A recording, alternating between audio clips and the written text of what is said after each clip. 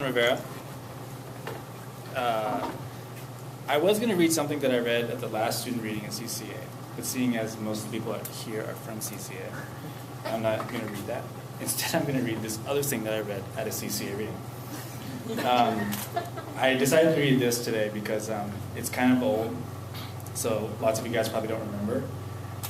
And this is a true story, and it happened in this neighborhood before any of us lived here or even came here. It's about my father, my uncle, and a couple of other really bad dudes. So my father's name was Boboy. Boboy stood on the cement steps in front of the apartment building where he was told Herbert would be. He had gone to the Fun Center arcade and asked around, trying to find out where his younger brother had been spending all of his time. Each young man he asked either shrugged or gave him the name Victor in this tenderloin address. His balled-up fists stuffed into his jacket pockets away from the morning cold were sweaty, and as he pulled out one hand to open the front door of the building, he felt the chilly air sticking to the moisture on his knuckles. Once inside the building, he could smell marijuana smoke.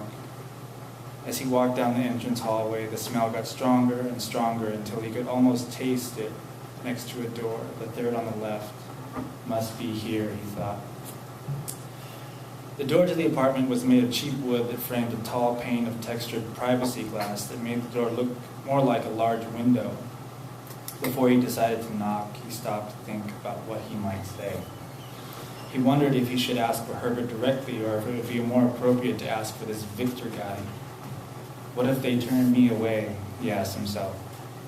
What if this is the wrong place? He decided to go with his instinct and ask for Herbert. Before he knocked, he furrowed his brow and cleared his throat. Instead of knocking with his knuckles, he thought it would be more intimidating to bang on the door with the hammer side of his fist.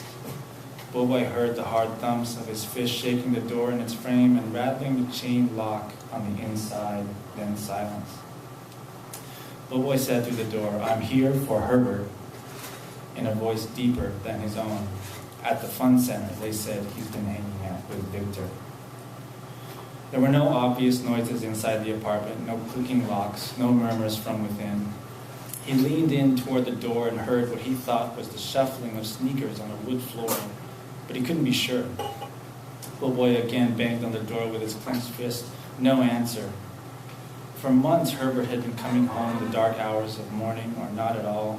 After a full 3 days without any word or appearance from Herbert at home, his mother was worried and assumed the worst. She told Boboy to go find his younger brother and bring him home. His stomach turned to ice when he learned that Herbert's new association with Victor and who Victor was to the B-N-G. "Bert, it's Boboy," he yelled to the door. He banged on the door again, still no answer. Out of rage or desperation or both, he decided on a brash and uncharacteristic course of action. Boboy left the apartment, ran down the cement steps out front, skipped the last one, then jogged over to his car, parked a short way up the block. His hands shook while he fumbled with his keys before he found the one to his trunk. With it finally open, he lifted away the carpet liner and unlatched an L-shaped tire iron from his spare. At a deliberate pace now, slower than a run, Boboy headed back to the apartment. The metal of the tire iron was cold in his tight hand. He made his way up the stairs, through the front door, and quietly down the entrance hallway, back to the apartment door, then stopped to catch his breath. He readjusted his grip on the tire iron, this time holding it with both hands. He noticed the metal was warming where he'd been holding it so tightly, and still cold where he gripped it with the new hand. For a moment, he couldn't bring himself to go through with what he had resolved to do only a few moments ago. Is this something I can do, he thought? Is this something I would do?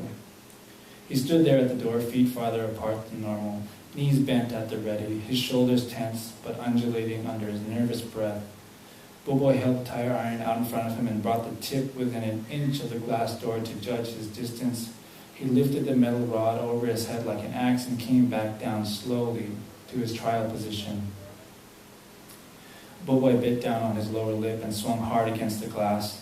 The heavy tire iron passed through the door like it was water, Shards of textured glass exploded into the apartment and splashed about the entranceway. The tiny pebbles and tempered glass on the floor looked bluer than they had while still intact before the tire iron. He stayed out in the hallway ready to bash in the skull of the first guy that came out if it wasn't Herbert. Boboy realized that he had been holding his breath. He began to breathe heavy and anxious breaths that he could not control. Having temporarily gathered the courage to charge the apartment, he prepared to swing the tire iron at anyone in the way. Boboy took a step forward toward the door, but immediately took a step back, second-guessing his own boldness. The hallway was still. The commotion of the shattering glass was like a lone gunshot in an empty field. No curious neighbors poked their heads out to see what was going on. Boboy stood there alone at the door looking like an ill-equipped baseball player. No helmet, no gloves, no cleats, no bat, just jeans, a leather jacket, and a factory bent piece of iron with a hex-shaped socket at the hitting end. The doorway remained empty. The apartment remained silent. Boboy looked at the wood frame of the door and wondered how many people could fit through it at once. One, maybe two if the other guy came out sideways. The more he thought about the guys inside coming at him through the door, the smaller the tire iron felt in his hands. Under his breath, he said the words, "What the fuck?" wondering why no one was coming through the door. The main room of the apartment was around the corner from the entranceway. In the door, Boboy saw nothing but a blank wall. He leaned in to his right to get a better look into the apartment and then froze when he saw the barrel of a sawed-off shotgun leaning against the wall. Anyone in there would have heard the glass breaking. Anyone inside might have another gun, and if that was the case, Boboy wondered why he didn't just step out and shoot his ass. Boboy was beginning to feel the anticlimax of the moment and a dreadful realization that he hadn't thought this through. The downward swing of his adrenaline high started to weigh on his tense body. He lowered the tire iron and straightened his posture. After another still moment, he thought, they must not be here, thank God. Not knowing what to do next, Boboy backed away from the door. He began to think that the rumors might have been false. Maybe Herbert wasn't hanging out with these guys, which would mean he wasn't in a gang. Good news. But if he wasn't here, why hadn't he come home? Why hasn't the family seen him? Boboy's thoughts continued to run for a while, and when he deboarded his train of thought, he came back to the logical conclusion that the guys probably just weren't there. He knew he couldn't afford to stick around. Cautious not to take his eyes off the apartment until he was out of the line of sight of anyone coming through the door, he walked away backwards just in case. When he was far enough down the hall that the broken door was out of sight, he turned around and ran. He did, after all, just commit a B&E without the E part.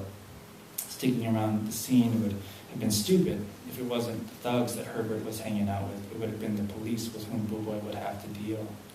As soon as he was outside the building, he made sure to walk normally, like someone who hadn't recently smashed in the door to an apartment inside. A neighbor might have called the police without looking into the hall to see what had happened. Boboy half expected to see a squad car waiting for him at the curb. He continued to walk down towards his car, tire iron tucked in his jacket, trying his hardest to look inconspicuous. Inside the apartment, the shattered glass remained on the floor. Cold air from the hallway wafted into the apartment through the gaping rectangle where the glass used to be. In the living room, members Victor, Roman, Eddie Boy, and William lowered their guns one by one. Victor crept toward the door and quickly peeked around the corner. Boboy was long gone. He looked at the glass on the floor as it crunched underfoot. He let his gaze travel from the floor to the baseboard, then up the wall facing the door. With a tattooed hand, he rubbed the undamaged sheetrock, unpunctured by the bullet hole he expected to find, and let out a small laugh, realizing he'd just been had. "Damn, Herbert," he said. They all looked at Herbert, who was standing there in the apartment without a gun, looking embarrassed and scared and ashamed. "I'm sorry," was all Herbert could muster. Victor shook his head. "Tell your brother he's lucky you were here to let us know who he was," he said. "Tell him he owes us a door now." He picked up the sawed-off shotgun and placed it on the coffee table next to a crowd of empty beer cans, away from the accidental gaze of any passing neighbor. Victor retook his seat on the couch and asked Roman and Eddie Boy to clean up the mess.